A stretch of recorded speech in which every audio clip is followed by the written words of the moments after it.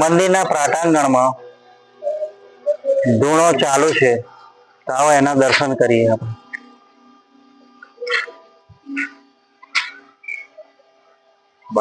બાપા સીતારામ નો ધૂણો અહીંયા ચાલુ હોય છે. આવો ને આપણે સાક્ષાત દર્શન કરાવીએ આપણે.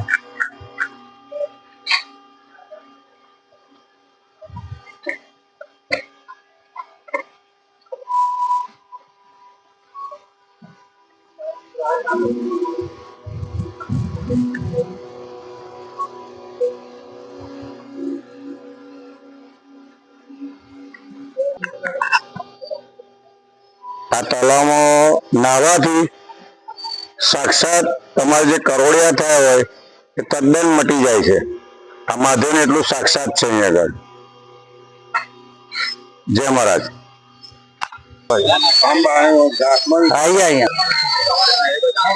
જય મહારાજ મિત્રો, આપણે જે કપિલેશ્વર મહાદેવના મંદિરમાં આવ્યા હતા એના પ્રાંગણની બહાર એક સુંદર બગીચો અને નાના છોકરાઓને રમવા માટે સુંદર આયોજન કરેલ છે. તો જો સાંજના સમય આરતીની બાદ લોકો અહીંયા વિસામો લે છે અને જે ઠંડક ભર્યું વાતાવરણ છે એનો આનંદ લે છે. આવો તમને અમે બતાવીએ. આ સુંદર બગીચો અહીંયા સ્થાપિત છે નાના છોકરાઓ માટે અને મોટા ઉંમરના લોકો માટે પણ અહીંયા બેસવાનું અને શાંતિનું સ્થળ બનેલું છે. આપણે અમે એને બતાવીએ.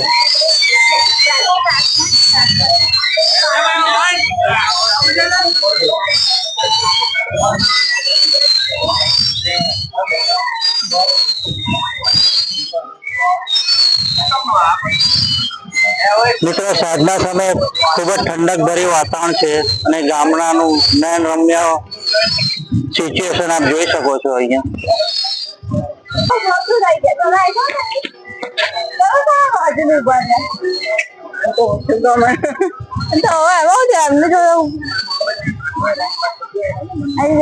જય મહારાજ મિત્રો, સાંજના સમયનો સમય છે, રાત્રિના લગભગ 10 વાગેલા છે ને આપણે કપિલેશ્વર મહાદેવના પ્રાંગણના બગીચામાં આપણે છીએ.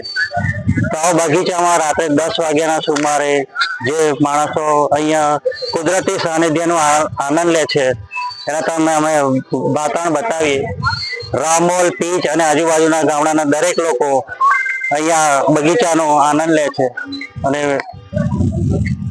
શંકર ભગવાનની બહુ પૌરાણિક 500 વર્ષ જૂની મંદિર અહીં સ્થાપિત છે. એના આપણે દર્શન કરાવીએ.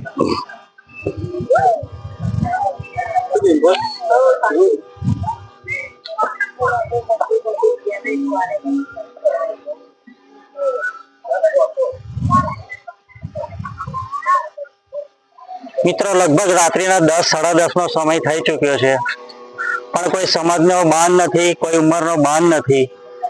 પણ અહીંયા ગ્રામ્યજનો અને અન્ય લોકો ખૂબ જ આનંદ અને ઉત્સાહથી આ મંદિરના પ્રાંગણમાં કુદરતી સાનિધ્યનો આરામ કરે છે અને એનો આનંદ લે છે.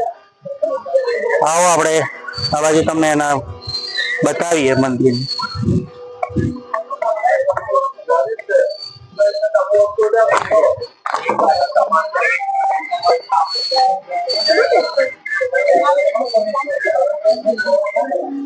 राम सेतु और रामेश्वरम अलग है. राम सेतु આપણી પાસે એના એક સ્થાનિક છે એ કઈ જો માહિતી આપી શકે તો આપણે એની સાથે વાત કરી શકીએ. તો કઈ બી આ પ્રાંગણ અને આ બગીચા વિશે કઈ બી તમે માહિતી આપી શકો તો અમારી પ્રેક્ષકોને તમે જણાવવા નમ્ર વિનંતી. અલગ કોઈ બોલી શકે એવું તો લઈ આવો. મને નહીં સમજ પડે.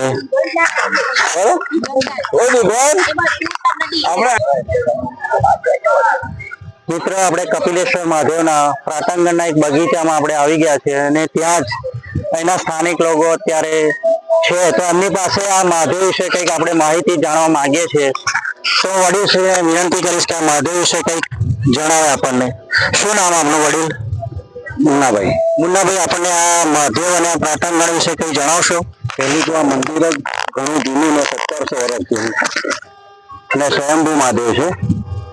અને અંદર આ તળાવની એક ખાસિયત છે કે અહીંયા જેને પણ કોડ થયા હોય, ચર્મ રોગ થયો હોય એને અહીંયા નાહવાથી એ સંપૂર્ણ મટી જાય. બીજું કઈ જણાવશો આના ડેવલપમેન્ટ માટે ને આગળ? હમણાં આના ડેવલપમેન્ટમાં અમારા જે ટીમ વર્કથી ઘણું બધું સરસ કામ થયેલું છે અને ઘણા બધા લોકોએ સહકાર પણ આપેલો છે.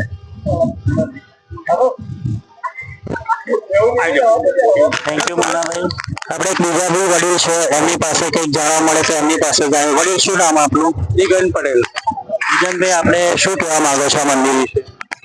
આ પૌરાણિક, ઐતિહાસિક અને ખ્યાતિ પ્રાપ્ત મંદિર છે અને હાલ મંદિરમાં દેશ વિદેશથી અને ખાસ કરીને વ્યક્તિપાતના દિવસે આખા ભારતમાંથી લોકો અહીંયા નાહવા માટે આવે છે.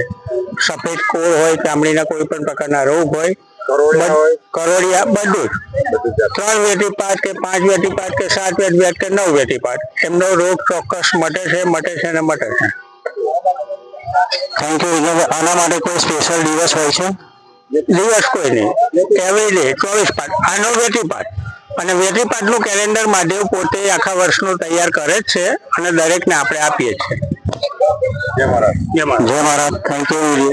મિત્રો, આપ આપની માહિતી જોઈ રહ્યા છો, જે અમે આપને પ્રોવાઈડ કરી રહ્યા છો. તો આ રોગને લગતા કોઈ બી પીડિત હોય તો પ્લીઝ ગામ મુકામે, કપિલેશ્વર મહાદેવ મુકામે તમે આપ અહીં સ્નાન કરી શકો છો. અમે આવી તમને અન્ય માહિતી અને અન્ય પૌરાણિક મંદિરોના વિડીયો તમારી સમક્ષ મૂકીશું. અમારી ચેનલનું નામ છે હર્ષદ પટેલ 222. એને ચેનલને લાઈક કરજો, સબસ્ક્રાઈબ કરજો. Thank you. જય મહારાજ. જય મહારાજ, જય શ્રી કૃષ્ણ. હું હર્ષદ પટેલ બોલું છું. ચેનલનું નામ છે હર્ષદ પટેલ. લાઈક અને સબસ્ક્રાઈબ કરજો, કોમેન્ટ આપજો. તમને પ્લીઝ ગામમાં લઈ જઉં છું. કપિલેશ્વર મહાદેવ છે, સાક્ષાત મહાદેવ છે. ચલો તમને દર્શન કરો. આવો.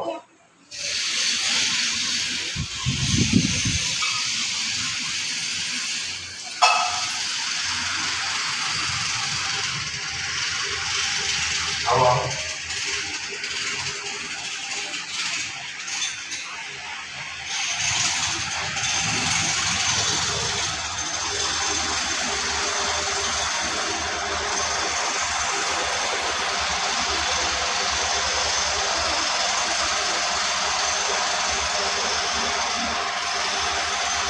મહાદેવ સાક્ષાત છે. તેની બાધા રાખવાથી કોળ, કરોડિયા બધા મટી જાય છે.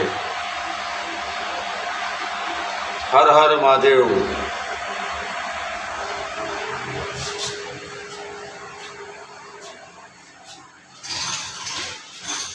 હર હર મહાદેવ. નમઃ પાર્વતી વતે હર હર મહાદેવ કી જય. આ તળાવ છે, તળાવનું પાણી ઘેર બી લઈ શકો છો.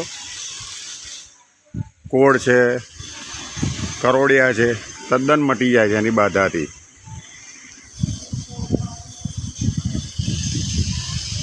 કાશી વિશ્વનાથ મહાદેવ.